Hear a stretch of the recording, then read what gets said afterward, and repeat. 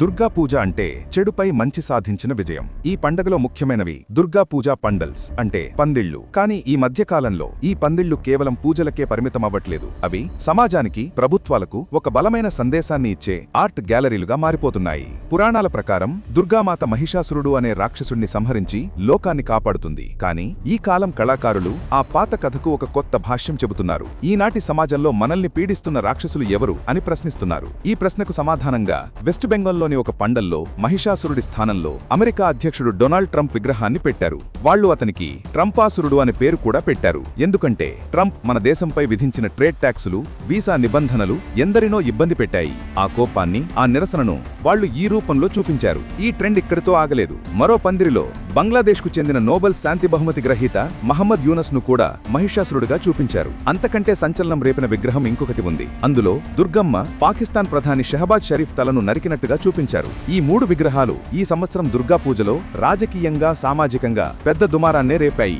పౌరాణిక రాక్షసుడి స్థానంలో తమను ఇబ్బంది పెడుతున్న ఆధునిక రాక్షసులను ఈ విధంగా చూపించడం ఒక సృజనాత్మక నిరసన అని కొందరంటుంటే, పవిత్రమైన పండగను ఇలా రాజకీయ వివాదాలకు వేదికగా మార్చడం తప్పని మరికొందరు వాదిస్తున్నారు. పండగల ద్వారా ఇలా నిరసనలు తెలపడంపై మీ అభిప్రాయమేంటో కామెంట్స్ లో చెప్పండి. ఈ ఆసక్తికరమైన విషయాన్ని మీ స్నేహితులతో కూడా షేర్ చేసుకోండి.